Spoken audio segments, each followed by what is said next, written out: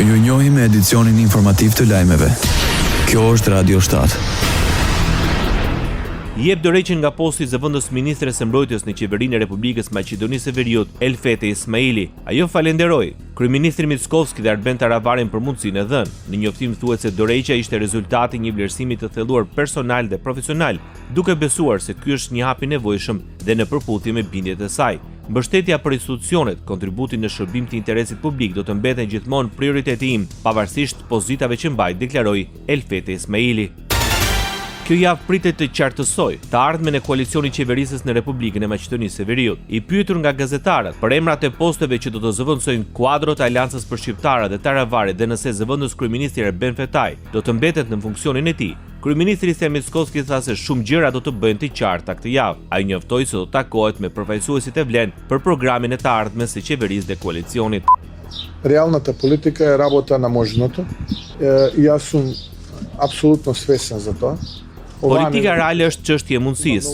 Unë jam absolutisht i vetëdijshëm për këtë.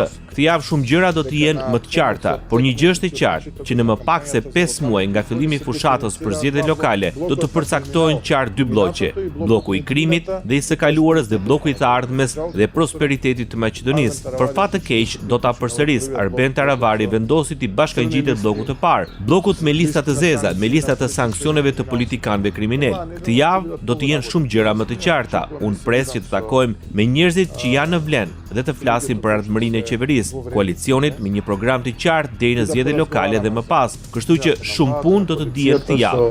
Една јасна програма до локалните избори и пото, така што многу работи ќе бидат познати ваnë. Tha mes të tjerash kryeministri i Maqedonisë së Veriut, Histria Mickovski. Radio 7, zëri pozitiv i qytetit. Dështon për të 18-ën herë konstituimi i Kuvendit të Kosovës. Sërish, vetëvendosje, synoi krimin një komisioni ad hoc për votim të fshehtë. Kryesuesi i seancës Avni Dehari kërkoi nga Partia Demokratike e Kosovës, LDK, Aleanca për Ardhmërinë e Kosovës dhe lista serbe që të bëjnë propozimet e kandidatëve të tyre për komision. Por këto parti nuk pranuan dhe nuk morën pjesë në votim. Pro votuan 82 deputet, një ishte kundër dhe një abstenim. Kryetari i Lidhjes Demokratike të Kosovës është i mendimit se mungon urgjenca, prandaj dhe dështon krijimi i institucioneve pas zgjedhjeve. Në përfundim të shtyrjes së radhës së seancës konstituive të Kuvendit, Lumir Abdigjiku theksoi se Kosova ka nevojë për institucione. Fatkeqësisht nuk ka as interes e nuk ka as urgjencë për partinë e parë të bëjë institucionet. Për shkak se s'ka urgjencë, ka edhe zvarritje, për shkak se s'ka urgjencë, ka edhe propozime që seancat mos mbahet sipas rregullorës. Si zgjidhja i kërkoi reagim nga partia e parë në vend.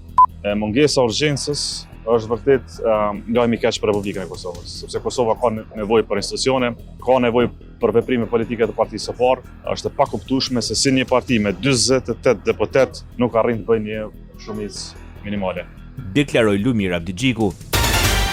Kryetari i Partisë Demokratike të Kosovës është i mendimit se kriza në kuvend nuk është juridike por politike. Pas dështimit të konstituimit të radhës, Memli Krasniqi është i mendimit se zgjidhja gjendet në ndërimin e emrit të kandidatit për kryetar të kuvendit.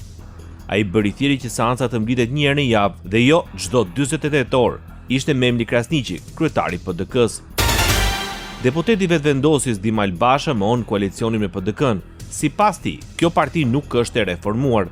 Në emër të vetëvendosjes ai u ndal në rëndësinë e vendimit të gjykatës kushtetuese në lidhje me kërkesën e Aleancës për Ardhmërinë e Kosovës për votimin e fshehtë në kuvend. Deputeti i Aleancës për Ardhmërinë e Kosovës, Time Kadria, tha se në gjykatën kushtetuese do të dërgojnë edhe komente të tjera sa i përket lëndës së votimit të fshehtë, ndërsa nuk munguan dhe kritika ndaj refuzimit të radhës nga vetëvendosja për të mbajtur një herë në javë seancën e kuvendit, deklaroi Time Kadria.